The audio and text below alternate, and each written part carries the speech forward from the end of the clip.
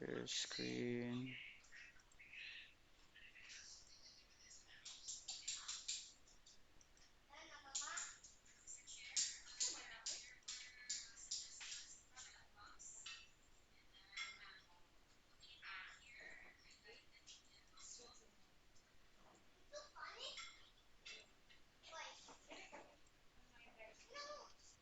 All right. So is my screen clear at your end?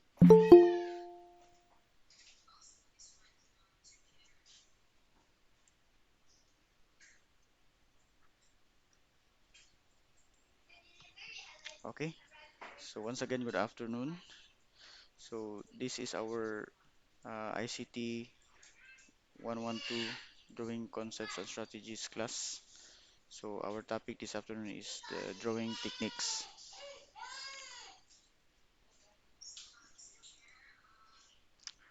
So to start with, so we will be learning about the outline and then contour line drawing.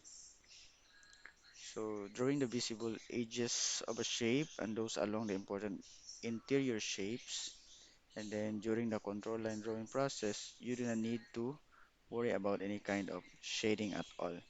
So just simply mean that outline or contour line drawing is just drawing the visible edges. Okay, so take a look at this example here. So we have here a shoe, and as you can observe, only the visible edges are drawn. No, okay. So no shading. No, we can see the deepness of the object. Okay, right. So that is only outline. All right. Let's proceed to shading technique for drawing. So after uh, drawing, after applying the outline technique, then let's now proceed to shading. So shading informs us of the light within a scene. We understand the light within the scene through the use of value and contrast. And value is the darkness and lightness of color. Light values are called tints, and then dark values are called shades. So let me explain this through this given example. No? So one, we have the linear hatching. So when we shade an object, we can apply linear hatching. So lines drawn in the same direction. By drawing lines closer together, darker values are created. Leaving more space between lines results in lighter values. For rounded objects, the lines may curve slightly around the form, following the contours or flow of the object. Now, this is the example of our linear hatching. So as you can observe, it has been described a while ago that uh, contour line, I mean the contour of the object. So let's say for example this one, since this is round object, so iyang gi-follow ang contour. Mean to say, medyo ni curve po siya gamay, not necessarily nga straight line siya. Alright? So it follows to the contour of the object. Okay? So as you can see, one direction lang siya. Alright? So they are parallel. No cross uh, no crossing to each other, right? So as you can also observe, it follows the values principle. When we say value, from darkness to lightness or lightness to darkness. Okay? So as you can observe, this part here is light, and then medyo na siya shade gamay, and then medyo gaano naman siya ka-dark, hantod na dark na siya pag abot diri nga part. Right? So meaning to say, the light source is located at the upper left corner of our screen. Okay? So if this is our object, our light source, meaning to say, for example, bumbilya baka, no? Naa dinhi. And then, mapansin ninyo, naa siya'y shadow. Okay? So nasa shadow. Meaning to say, nasa taas ang atuang light or light source. So next, we have the cross-hatching. Now, cross-hatching is uh, uh, different from linear hatching. Why? Because cross-hatching, uh, lines cross over each other. No, unlike the linear hatching, they never cross with each other. Okay? So the density at which the lines cross over each other determines the value that is produced. Now, take a look at this given example. So as you can see, the object still the same with the light source, of the given example sa atong linear hatching. The light source is located at the upper left corner of the object, so located here, and then it hits the object, and then the part that being hit by the light is called highlight. No, highlight. So no shade involved here, only white. Okay, and then it also follow the principle of value. Okay, when say value, hinahinay uh, transcend ang iyahang color into dark. Alright? So dark, and then hinahinay siya og ka-light, hantun hinahinay siya og kaputi, no? So mo ni siya iyahang pattern bali. Okay, as you can see, kung daghan ah, nag-cross na mga lines, mag-create po siya og dark nga value, right? So diri isa ra siya ka cross, no, dinhi dapit ani diri wala yun nag-cross dinhi. So meaning to say light ra kay ni siya diri nga part. Okay? So the direction, bisag asa lang yung direction through the use of lines. Now, this time let's learn about blending. So this is another way of shading na pod ha. So blending technique. So smooth gradation of value are produced either by adjusting the amount of pressure applied to the medium or by using a blending tool such as blending stamp. Okay, so this is the example of our blending. Okay, as you can observe, it's very different from the other two, no? Si linear hatching o si cross hatching, dili siya smooth pero this time si blending smooth kay siya, right?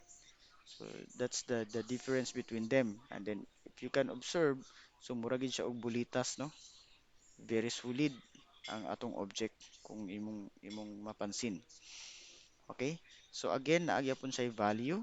Okay? You can observe na sa gibutang the gradation of value. So iyahang grade sa iyang value is gikan diri na light, hinahinay og transcend, hantod ganam anam ka dark, hantod na himong dark diri nga part. Okay?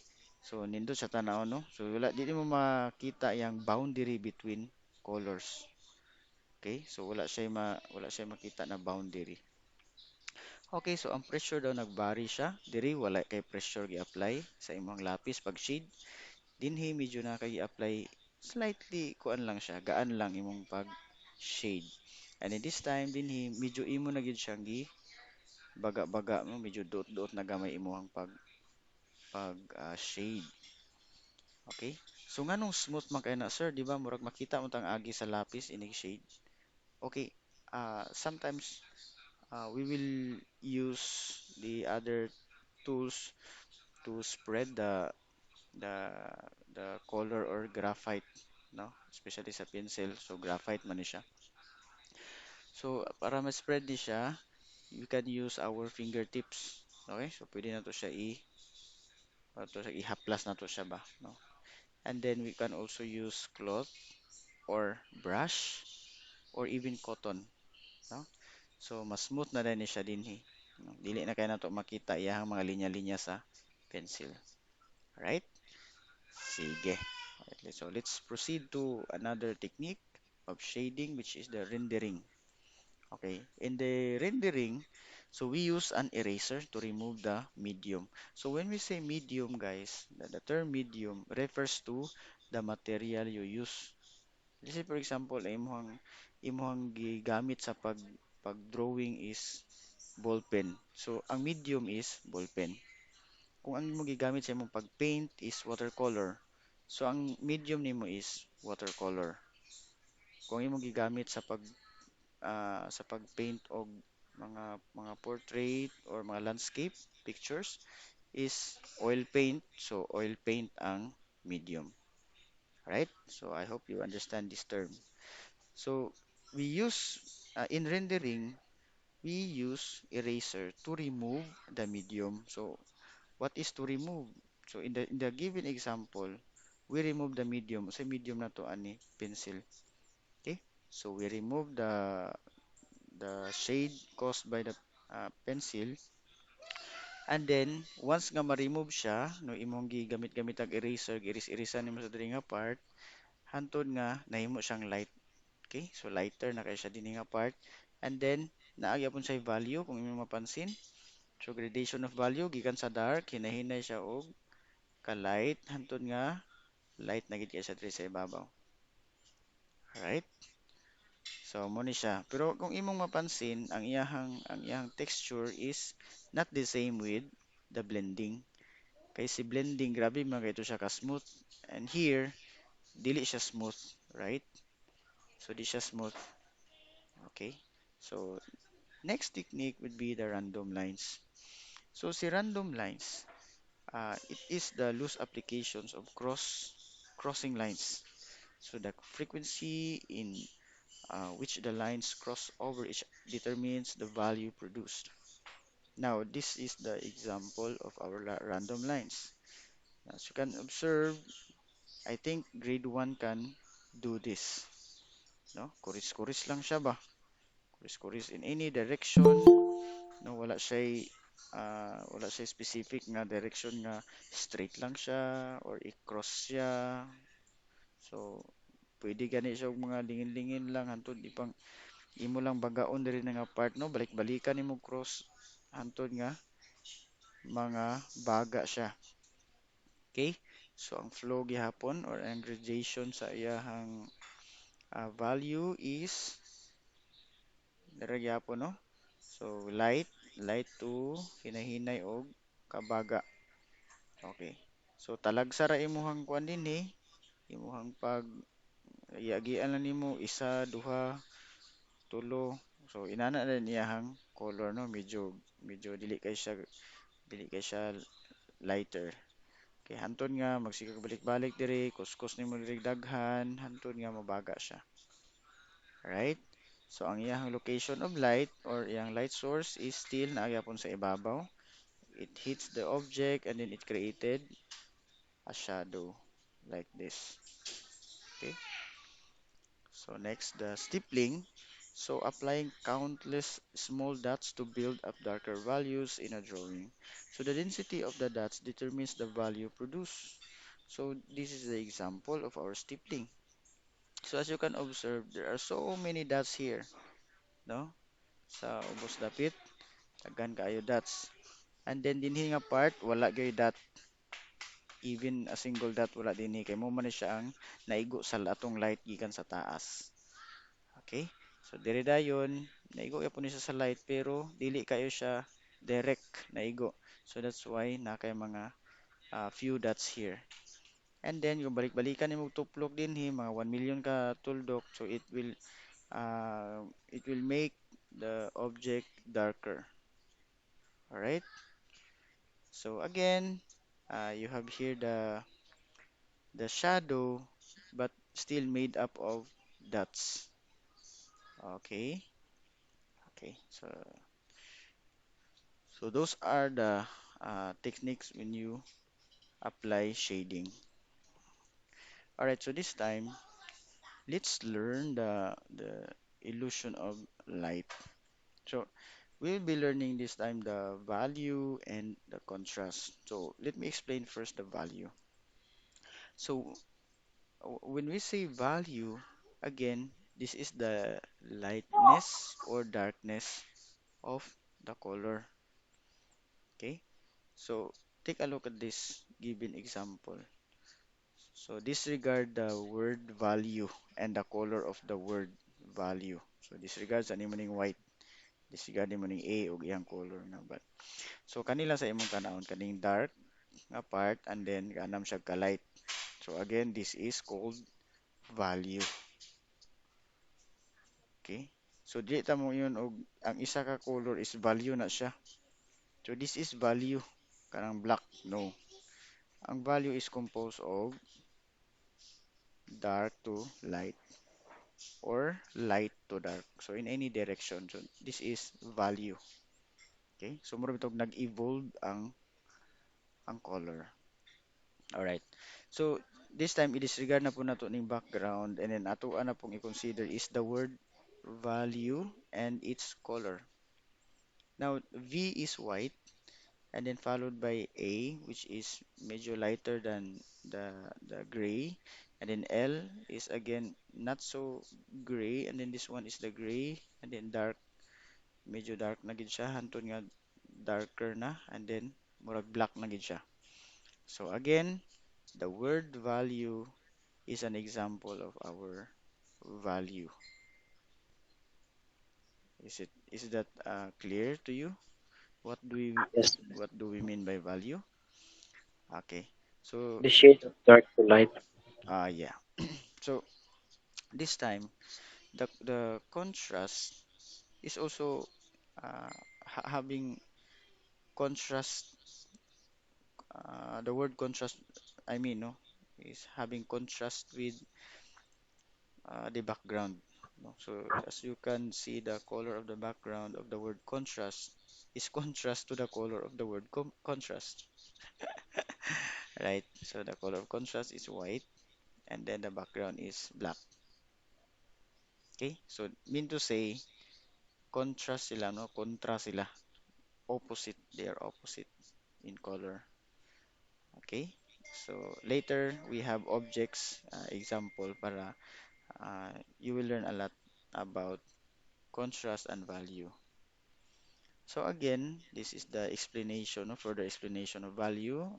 We reminded always that value is the darkness or lightness of a color.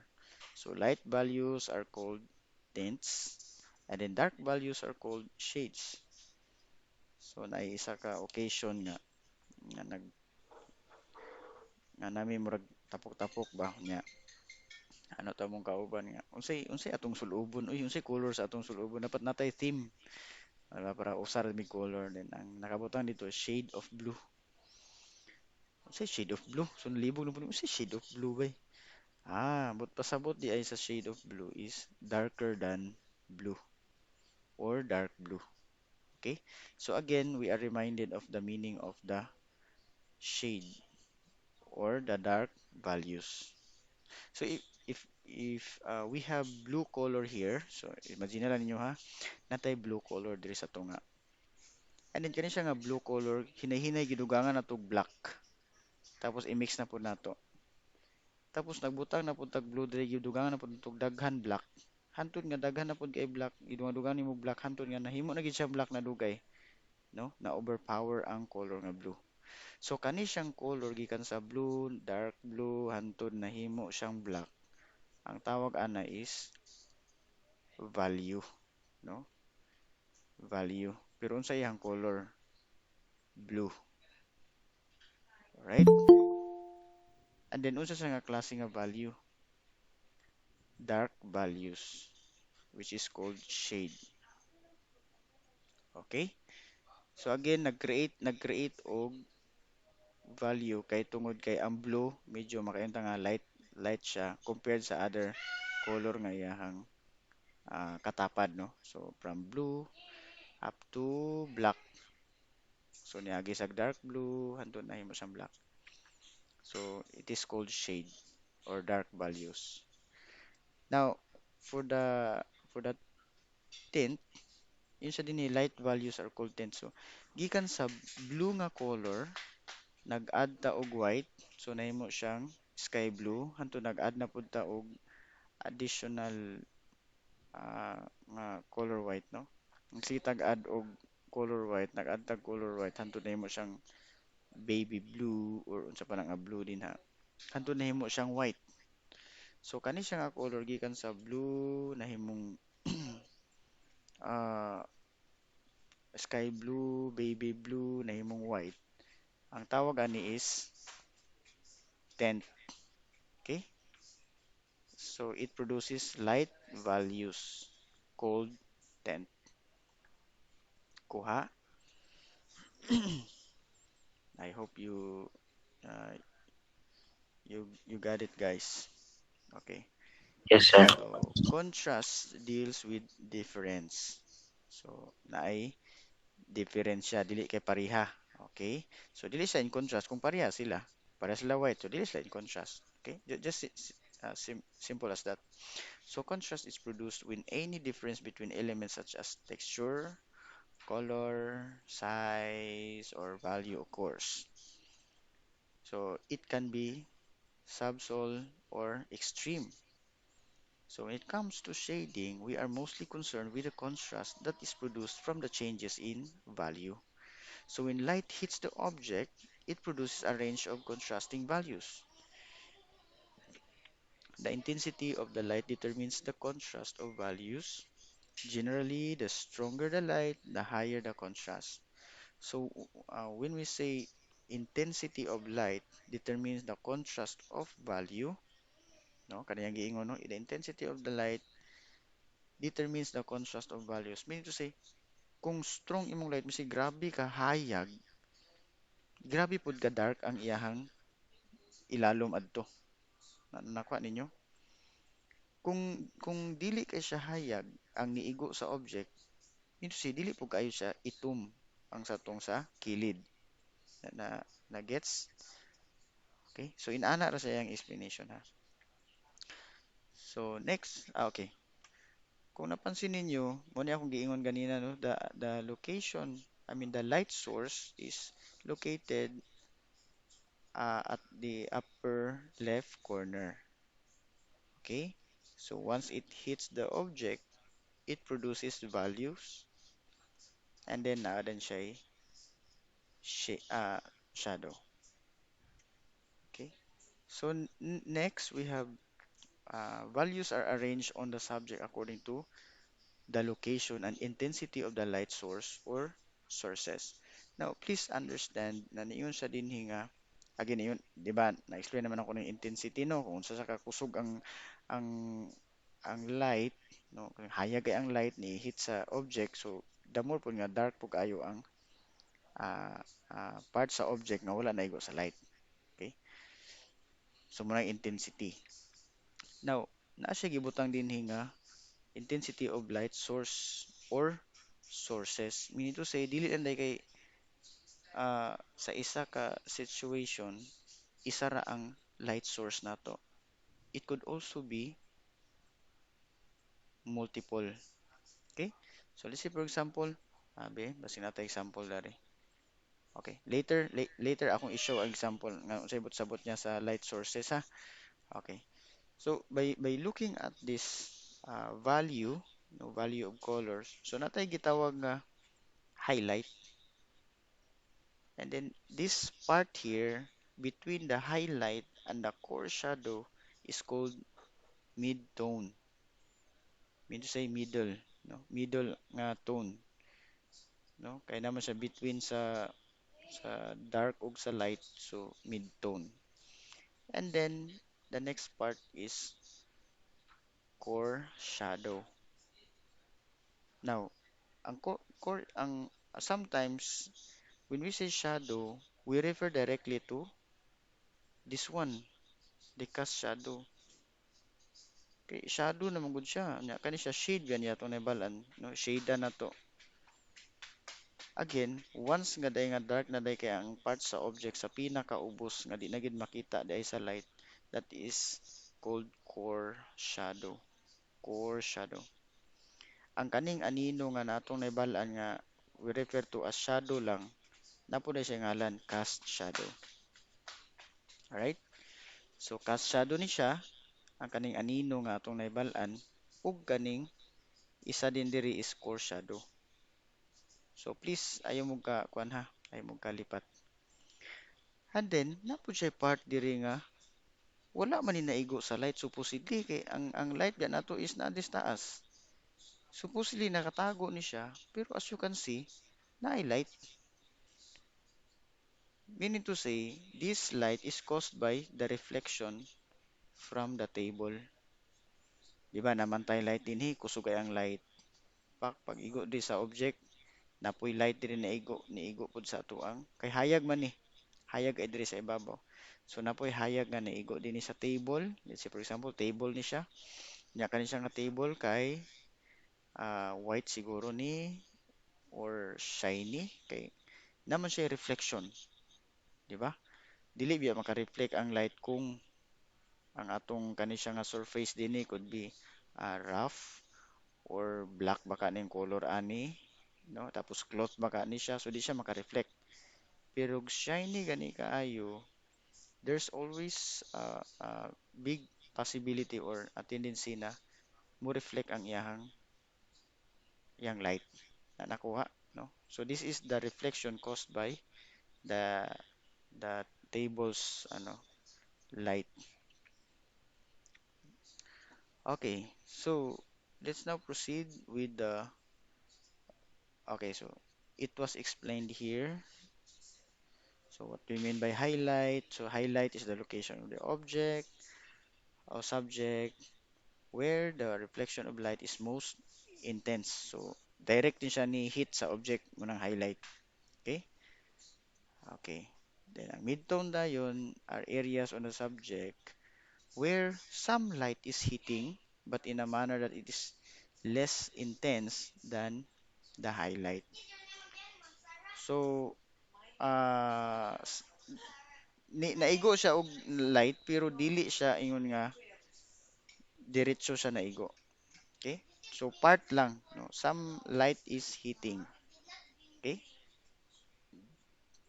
Okay, core shadow. So, core shadow is the area on the subject where light is prevented from hitting.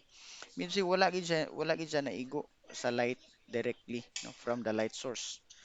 So, producing an area of shadow. So, kato yung area nga natabunan, shadow day tawag adto, no? Core shadow. Alright? So, ang cast shadow dayon katuntong gawas na sa object or subject. Okay? Kung within the object pa or within the subject, ang tawag ato is core shadow. Kung gawas na, cast shadow. Alright? So, cast shadow ako na nag-explain, no? So, this one, sorry, wala siya na-edit. This is the reflected highlight. Okay? So, reflected highlight. No, some light is reflected back of surrounding objects and surfaces. So, this light bounces back onto object, producing an area of lighter value. So, please correct this one. So, this is reflected highlight. Okay, so this is the explanation, no? So, na reflection, the direction of reflection is going toward the object. So, that's why it produces reflected highlight. Now, how to shade forms? Okay, so as mentioned before, shading also informs the viewer of the form of the object. So, with a sphere, the change in value is gradual or grad gradation. Okay, so gradual, hinay-hinay, no? Dili pwede nga naay boundary nga gray, black, white. So lain kita tanaw murag nagdikit si gray, black ug white. So dapat hinay-hinay siya nag-change, no? Dili nimo ma-determine kung asa iyang boundary. So let's take a look at this example. So this is the example of the irregular form. Okay? So katong mga regular form nato, katong mga triangle, square, cube, kana mga regular na siya. Kani irregular ni kay lahi man no, nainipihing, nya dili equal lang iyang division sa every side, right? Pero as you can observe, the light source is still located at the upper left corner, no? Dire gihapon siya na locate sa ibabaw. And then it produces value, no? From light going to dark. So dire gihapon, as you can observe, light going to dark. Okay? So since naadiri atong light sa upper left rather, left corner, so this one is being hit by the light directly. So highlight ang tawag na to ani. Also this one highlight. Kini medyo natago-tago gamay sa light, pero na part nga medyo nahit yapon siya. Okay? So hinay-hinay po dayon gaanam na siya og ka-dark. Kay diri nga part medyo wa na gini siya naigo sa light, pero duol pa siya dinhi sa katong naigo sa light. So ganam-anam siya ka-dark. Then kani din siya nga part dinhi mo na din siya gitawag na core shadow. Kay totally nakasingit-singit na lang gini siya. And then also this one no. So wa na gini sila naigo sa light. Okay? And then as you can observe, there's also a shadow here created, the cast shadow. Also observe the background and the table used, or even the object. We have a black background that is in contrast with the color of our object or subject, no? Black tapos white. So meaning to say, it created highlight. Our object or main subject was highlighted. Okay? It was highlighted. So also the color of our table and the background also having contrast. Okay? All right. So during the drawing process, a dark background is added.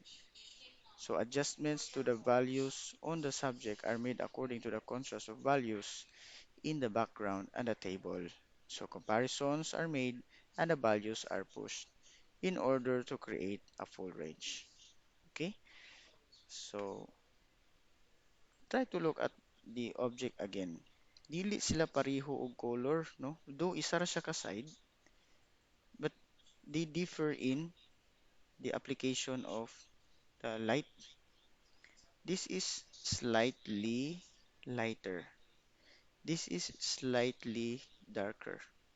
So meaning to say, kani siya nga surface is medyo curve siya gamay, no? Medyo curve siya gamay kay di man equal ang iyahang shading. So dire lighter man siya dinhi. Dire kay darker. So mean to say medyo na-curve siya gamay, and then kani medyo naigo gamay sa light, and then kani wala siya naigo sa light. Okay?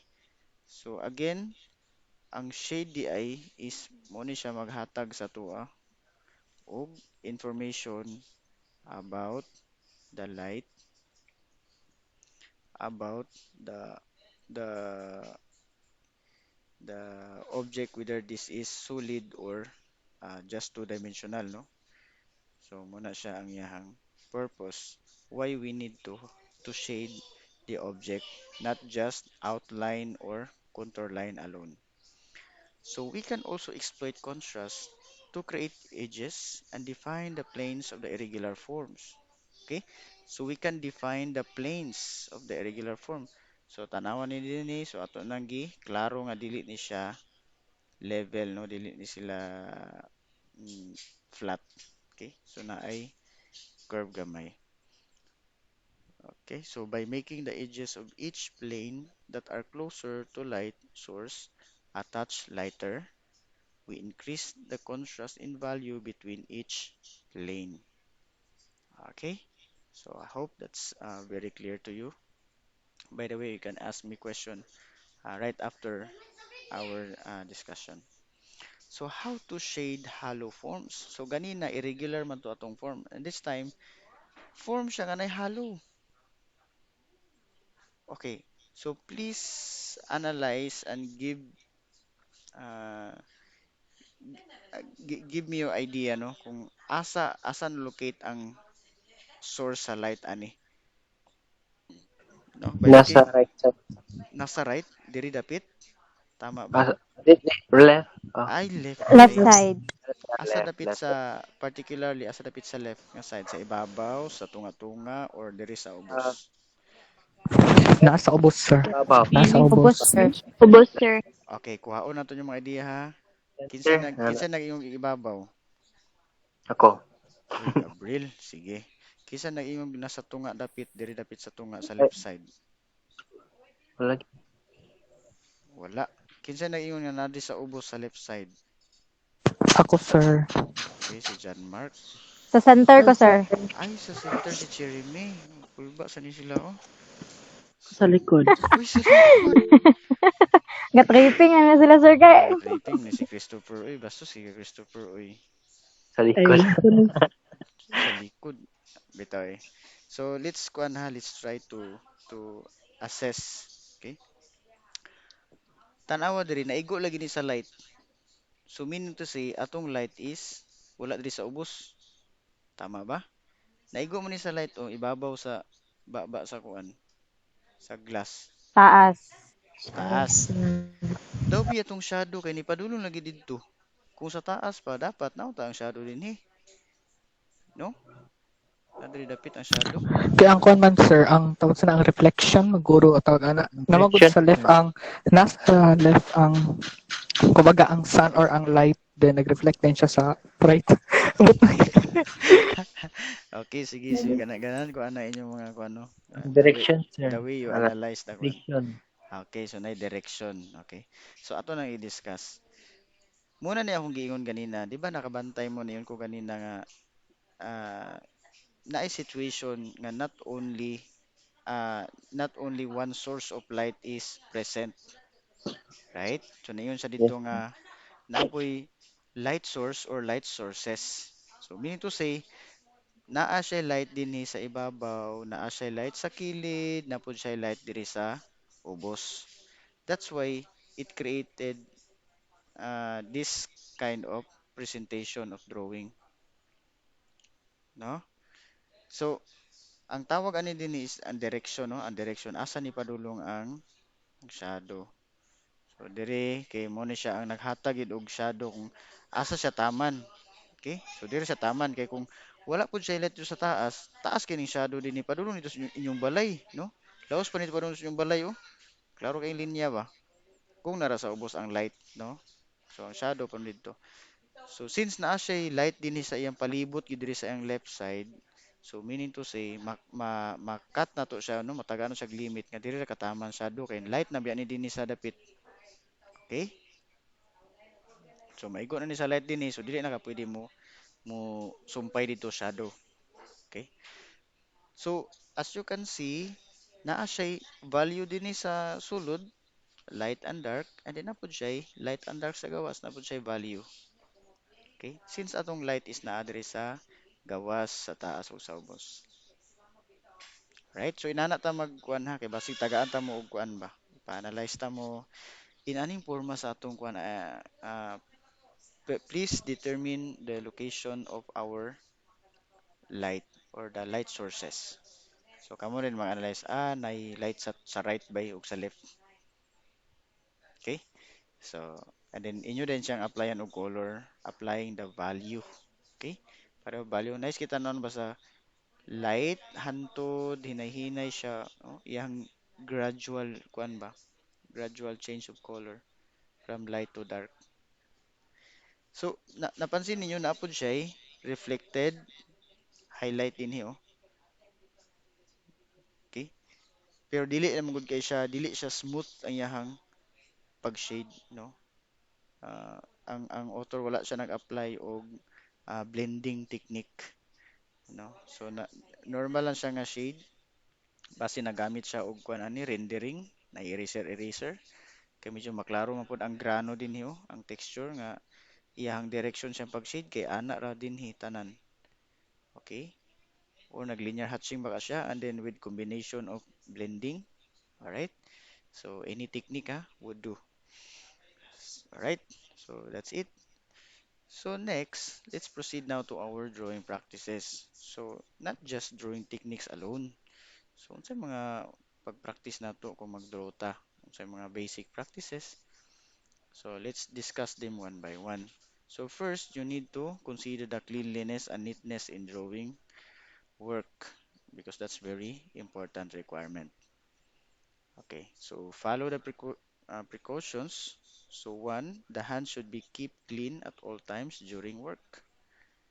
All the drawing instruments should be kept clean by wiping with a cloth or towel. So make sure nga inyong mga drawing instrument yun ang trapuhan. So pencil should always be kept sharp and used properly.